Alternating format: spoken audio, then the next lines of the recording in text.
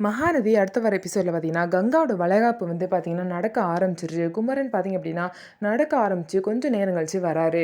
வந்து பார்த்தீங்க அப்படின்னா கங்காவோட கழுத்தில் வந்து மாலை போட போகிறாரு. அப்போ மாலை போடும்போது அந்த மாலையை வீசி தூக்கி எரிஞ்சு இப்போ மாலை ஒன்று தான் குறைச்சலா அப்படின்னு சொல்லிட்டு கங்கா வந்து அவ்வளோ வேகமாக எல்லாரும் முன்னாடியும் கத்துறாங்க. கத்தி குமரனை அசிங்கப்படுத்துகிறாங்க. கங்கா பார்த்தீங்க அப்படின்னா எதுக்காக இந்த வளைகாப்பு?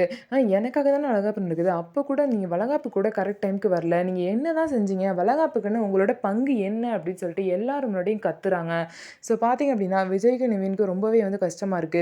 குமரன் இவ்வளோ தூரம் செஞ்சிருக்காரு, எதையும் புரிஞ்சுக்காம சிஸ்டர் இப்படி கத்துறாங்களே, இந்த மாதிரி முன்னாடியே வந்து அவர் சொல்லியிருக்கணும் என்னென்ன செஞ்சாங்க அப்படின்னு சொல்லிட்டு, எதுவுமே சொல்லாமல் இப்படி சர்ப்ரைஸாக செய்கிறேன்னு சொல்லி இப்படி பண்ணிட்டாங்களே அப்படின்னு சொல்லிட்டு அவங்க ரெண்டு பேரும் பார்த்தீங்கன்னா பேசிட்டு இருக்காங்க. கங்கா கத்துறதெல்லாம் கேட்டுட்டு பார்த்தீங்கன்னா குமரனோட அம்மா வந்து, என்ன என் பையன் இந்த மாதிரிலாம் பேசுகிற, நீ இந்த மாதிரிலாம் பேசவும் தான் அவன் அப்படியே கடையிலே இருந்துக்கிறான் போல, இந்த மாதிரிலாம் என் பிள்ளைய பேசிட்டு இருந்தீங்கன்னா நான் கூட்டிகிட்டு போயிடுவேன் அப்படின்னு சொல்லிட்டு பார்த்தீங்கன்னா குமரனோட அம்மா வந்து சொல்கிறாங்க, நீங்கள் தாராளமாக உங்கள் பிள்ளைய கூட்டிகிட்டு போங்க அப்படின்னு சொல்லிட்டு கங்காவும் பார்த்தீங்க அப்படின்னா கோவத்தில் சொல்கிறாங்க. வாயை மூடு கங்கா, அப்படிலாம் பேசாதான்னு சொல்லிட்டு அவங்க அம்மாலேருந்து காவேரியிலேருந்து பாட்டிலேருந்து எல்லாருமே சொல்கிறாங்க.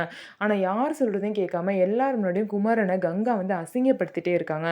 கடைசியில் குமரன் வந்து எதுக்காக தான் லேட்டாக வந்தாங்க, எதுக்காக இவ்வளோ தூரம் கஷ்டப்பட்டாங்க வீட்டுக்கு வராமல் அப்படிங்கிற விஷயத்த கங்கா கிட்ட சொல்கிறாங்க. நான் உன்ட்ட என்ன நகை வேணும்னு கேட்குறப்ப நீ என்கிட்ட ஒட்டியானம் வேணும்னு சொன்ன கங்கா, அதை கூட எனக்கு வேணும்னு சொல்லிட்டு நீ ஆசையாக கேட்கல.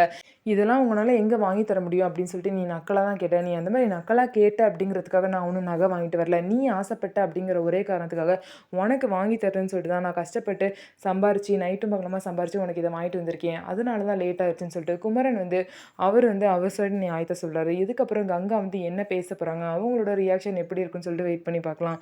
நம்ம வீடியோ உங்களுக்கு பிடிச்சிருந்தா நம்ம வீடியோவை லைக் பண்ணிக்கோங்க. மறக்காமல் நம்மளோட சேனலை சப்ஸ்கிரைப் பண்ணிவிட்டு பாருங்கள்.